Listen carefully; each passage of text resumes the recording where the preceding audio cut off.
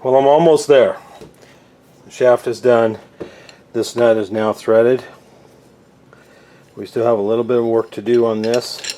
I need to mill out this hump in the middle there, as you can kind of see that. But threads are done. The adjusting nut is done. Now that fit on there is like a class H3 fit there. That is a very, very nice fit. And it's the same on this one. They came out really well. So I'm really happy with this. Now, the holes for the adjuster are right there, center line across. So what I'm going to do here, we're going to screw this together. Now, here's the original one that goes on there. Now they had milled off this, and I checked how this fits in the carriage. There is no reason that you have to mill this off. There's plenty of clearance. It's a non-issue. But they had these slots in there, right? So I don't plan on milling anything off. This way I have a freedom of where I put those slots. So I'm going to screw this in here into the main nut or block. Now this acts like a lock nut, right? That's how you get rid of your play. So it's got to be able to be screwed up tight here against here. So when you put your locking screws in, it's solid. But if you screw that up tight, it's like a lock nut. Now you can't, then you can't turn your shaft. But you want to be able to just take enough of wear out, adjust it so there's just tight enough where you can remove that backlash. Now, so what you don't want to have is in the wrong placement for your screws. So you want to be able to have that up tight and still be able to turn this freely. So it's maybe a little loose, tight. There, a little bit free so it easily turns. So then you can position your slots in the front here so that you'll have adjustment as you turn it. Now they didn't really, I don't think, took too much into account. They just put two slots 180 degrees and said, okay, that's it. Well, if I do this right, I can take into account better, actually, because you're always going to turn it clockwise here to adjust the play, because you always want to keep this tight against there. So you're always going to be adjusting it clockwise. So what we're going to do is, those holes are somewhere about there. I just say about because I know they're in line here on this axis. So my slots need to extend upward, not so much downward. So they're going to go from here up to maybe there, and then the same over here. They need to go from here downward like that. So I'll be able to rotate it basically in the clockwise direction.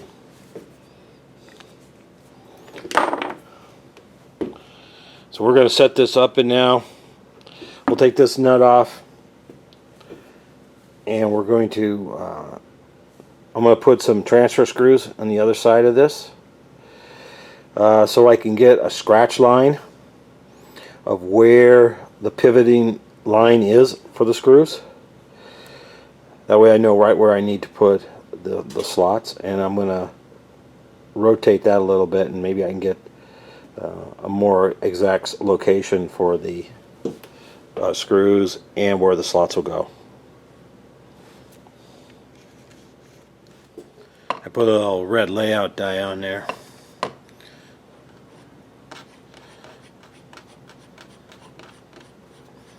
I'm really pleased how all this came out so far. This is really the last step I need to do.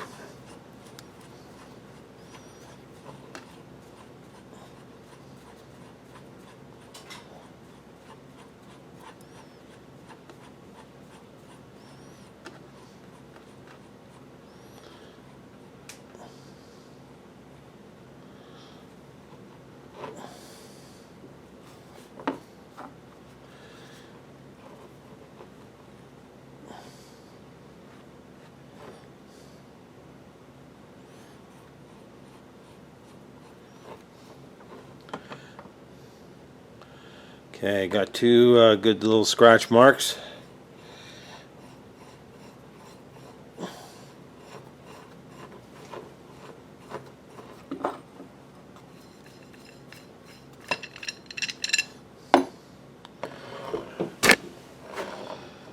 See the scratch marks there?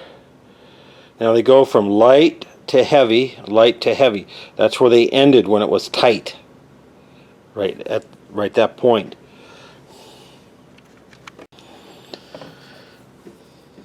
So the end point here is very important. That's where, when it was tight, that's where the screw ended, right there and right there.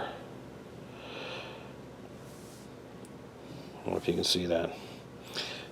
So that's what. So when it's tight, that's where they would touch.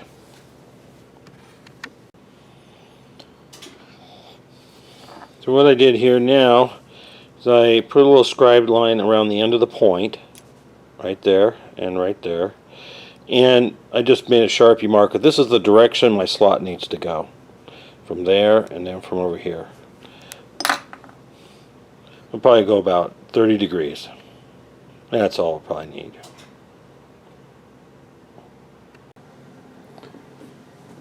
So rotary table centered, part was mounted on the mini pallet. The part is now centered, and I figured out the angles because I need to hit those points. Actually, I'm going to come back 5 degrees. I'm going to start back 5 degrees from that end point of the punch, so I give it a little bit of back room, and then I'm going to go 45 degrees in those directions of rotation. So I figured out, I just marked the angles, I just put it on there, I marked the angles where those end points are, backed up 5 degrees, read my dial on the rotary table, then moved over, we'll go over 45. We're going to use a 3/16 end mill.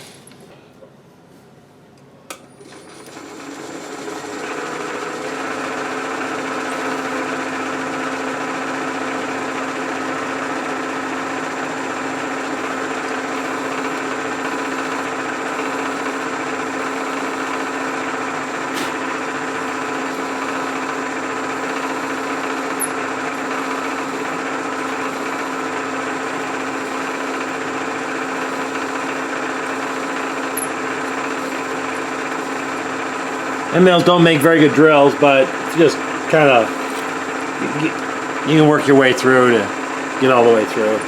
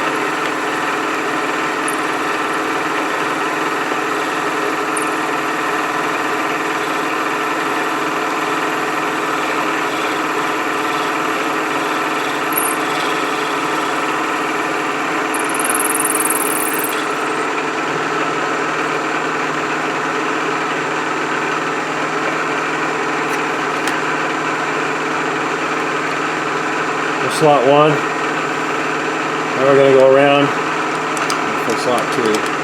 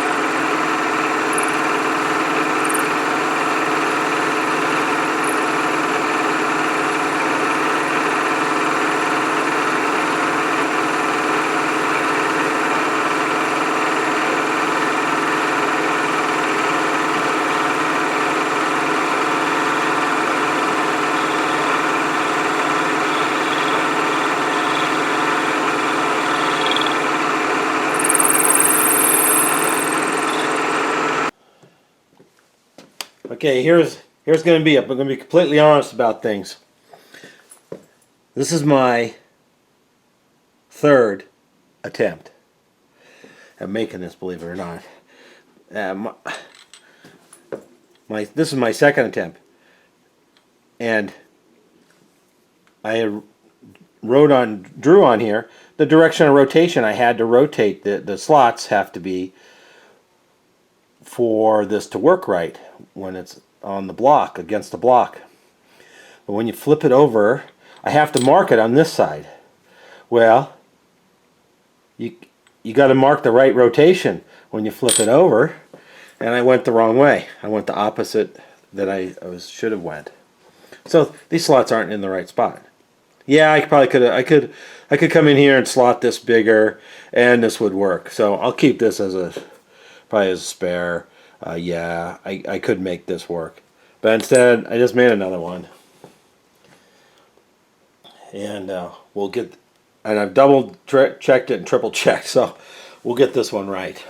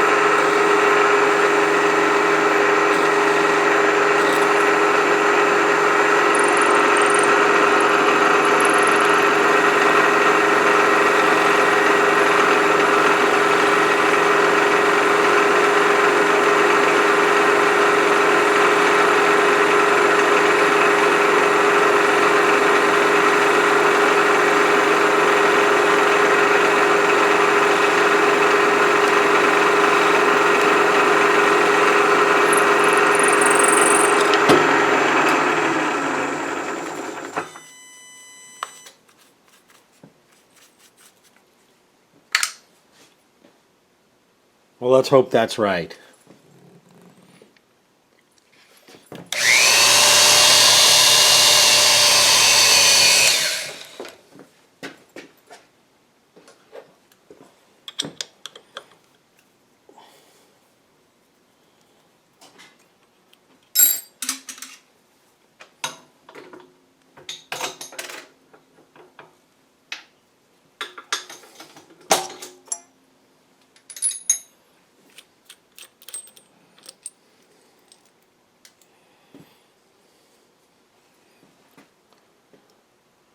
I'm going to try it out.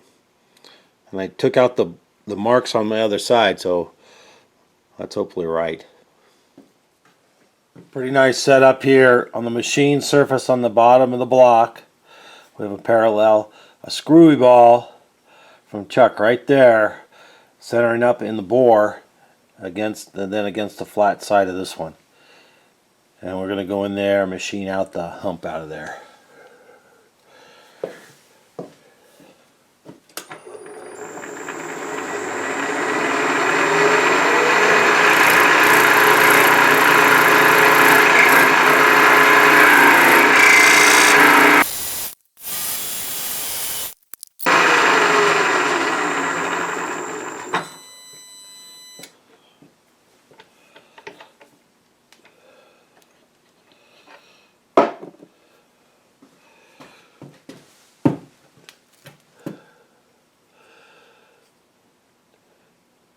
Nice cleanup. We'll cut away of the threads. Very cool. That should work out just fine. That screw ball worked great, Chuck. Perfect for holding this. Here's our shaft, our lead screw. It's all done, obviously. I even have a key tapped in there. Here's the nut, all completed. And I've put this on and I've adjusted it and locked it down with 2 socket head cap screws there. This goes in.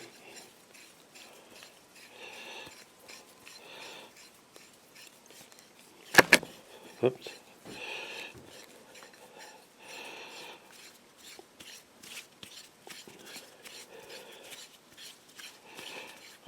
Now, I don't have any lube on this yet, but it'll get oiled all up. But it feels real good, smooth, zero. Right now it's basically zero. It feels like zero backlash. And we'll go over here and we'll install it on the carriage. I think this is going to work out just beautiful. And we're looking at the bottom of the carriage, and we're going to put this is where the lead screw will go. So we're going to assemble it and get it together here. So this is the nut, and this is the direction it goes. It will be in here like so. So I'm just going to slip that in, get this threaded on.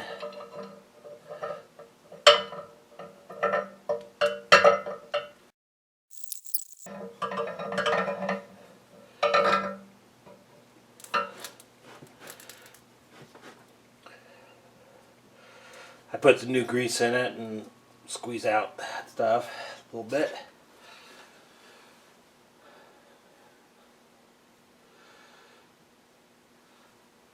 This is our bearing pack, 2 bearings, little shim washer between them. They're on a little sleeve. I just cleaned them up, put them back together. They're in pretty good shape. I'll see about getting some new ones. They're easy to change. Then there's this spacer goes on. Oops.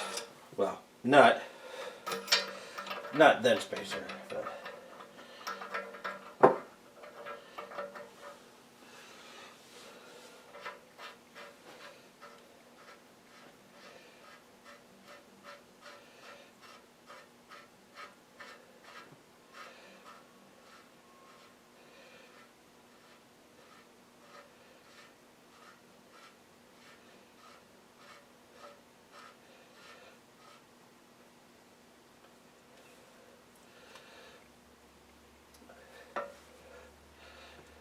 That's perfect, just right there, just hand tight, zero play.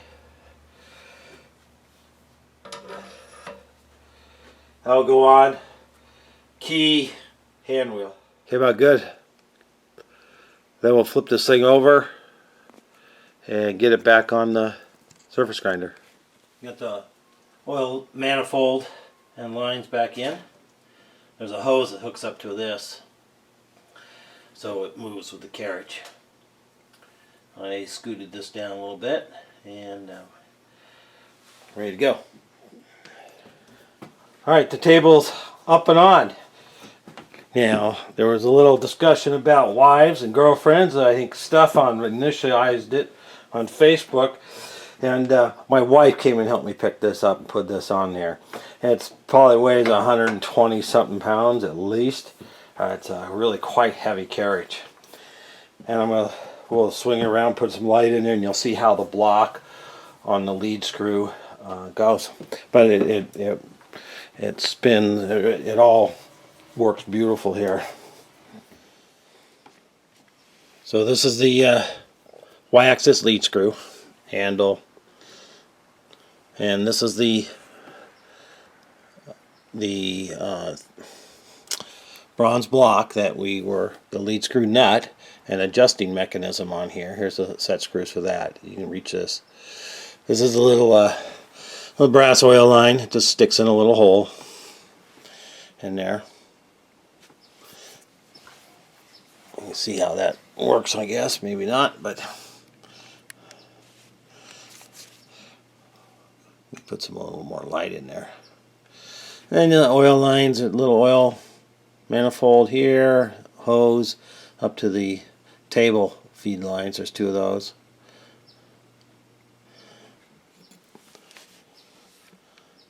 I'm very happy with this install, and operation is just perfect. Carriage is on, table's on, and lubed. This is the screw, the lead screw I remade, and this is working just smooth as can be. I love it. And we have table back and forth, new belt on. That's getting better and better as the lube moves around a little bit more. So that's really nice. I put an indicator across the sole plate here of the table for the vise, and 2/10 or less in the X direction here. I'm going to leave it. I'm not going to grind this. I'm going to not clean it, but put the vise on and just check it out before I decide to do any grinding or anything like that. But the nice thing about this, it moves parallel to the arbor. It doesn't go up and down. Worst thing in the world is if it went up and down as far as the operation goes. So nothing goes up and down, so that means it moves in a straight line to the arbor, which is really good. So the next thing is we'll slap the vise on there. Alright, I slapped the magnet on there, and it's got a little dip in it, about almost 1,000, maybe about 8/10 in the middle. But other than that, it's not too bad. For a surface grinder, it's horrible. I've got a little block on here. I did a little test grind. Just a milled chunk of soft steel, and it has its issues. Of course, the wheel is not balanced. All I did was slap it on there and dress it. It's running not too bad though, but it doesn't look too bad. It's got a little bit of waviness, possibly from the wheel, but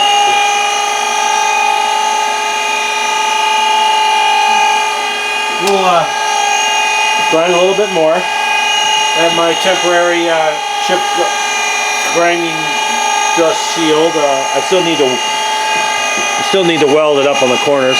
But we'll just hold it on there with a magnet for now.